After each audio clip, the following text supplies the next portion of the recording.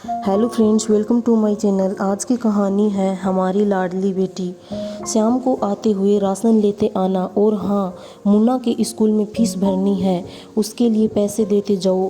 बीवी की इस मांग पर जेबें उल्टी करके दिखाने के सिवा बड़े के पास कोई दूसरा उत्तर नहीं था।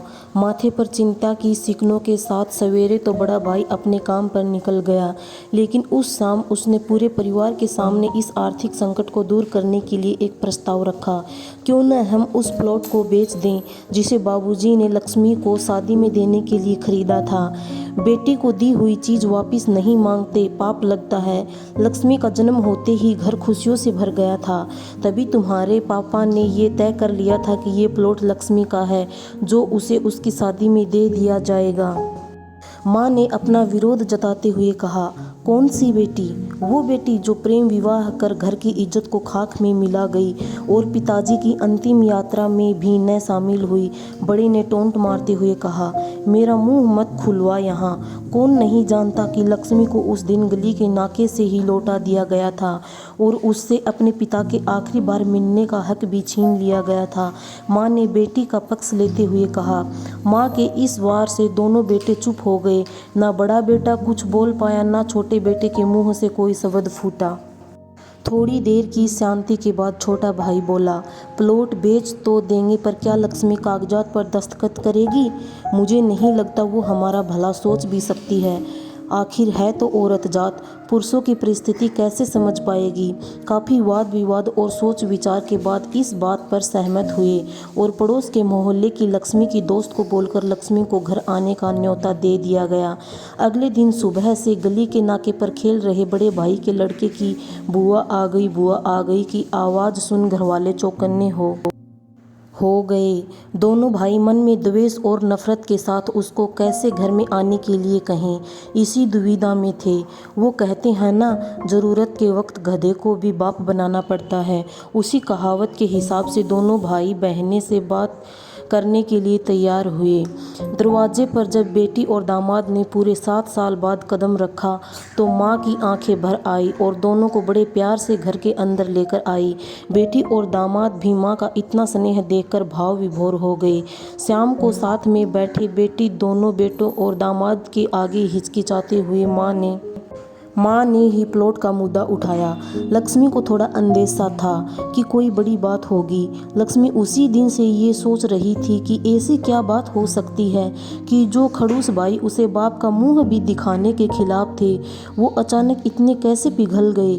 लेकिन अब उसको सारी बात समझ में आ गई। लक्ष्मी ने तिरछी नज़र से पति की तरफ देखा तो वो बोल पड़ा, देखिए माँ जी, शादी से पहले जो कुछ आपका था वो आपका ही रहेगा।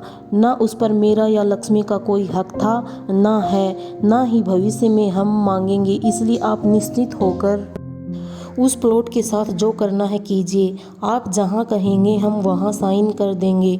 सुबह से अपने जीजा से नज़रें चुरा रहे दोनों भाइयों ने अब अपने जीजा को अच्छे से देखा। सुबह प्लॉट के कागजात पर बहन के दस्तखत लेकर काम खत्म किया जाए, यह तय हुआ।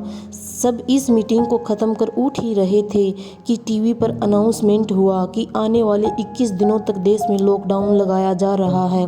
लक्ष्मी के पति ने फ़ोन पर बात करने के बाद कहा, अब हम क्या करेंगे लक्ष्मी, कल की बस भी रद्द हो गई और 21 दिनों तक कोई बस नहीं है। हम तो फंस गए। इस खबर से दोनों भाई बहुत निराश हो गए, क्योंकि एक तो उनकी आमदनी कम थी और 2 लोगों का और खाने पीने का बोझा बढ़ गया था। लेकिन माँ अंदर ही अंदर खुश थी, क्योंकि इतने बरसों बाद घर वापस लौटी बेटी इसी बहाने कुछ दिन आराम से उसके साथ रह पाएगी। दोनों भाई छुटक सब्जी और फल बेचा करते थे।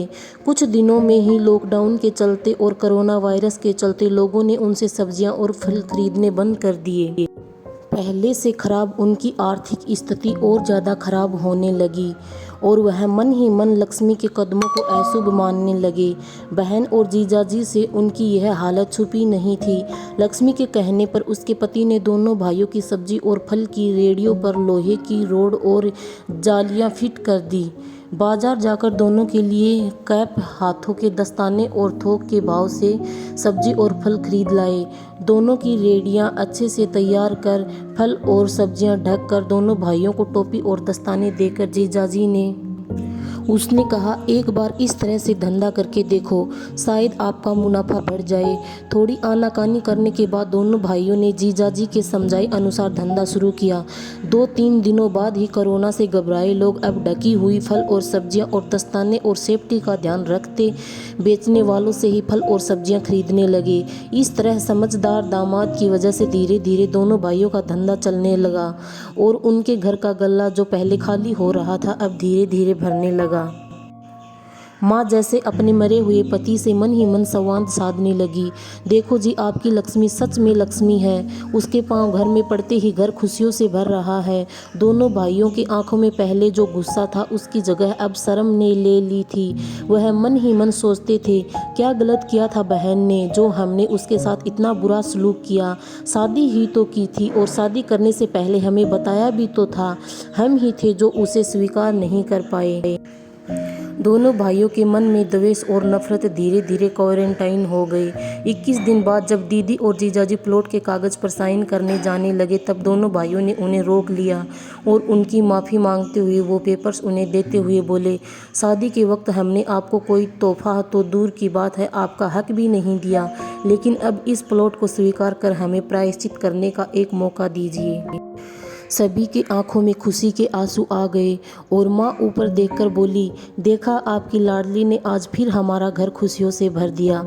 दोस्तों, आपको कहानी कैसी लगी हमें कमेंट करके ज़रूर बताइए और आपके सपोर्ट की हमें बहुत ज़रूरत है। प्लीज़ चैनल को लाइक एंड सब्सक्राइब करना ना भूलें।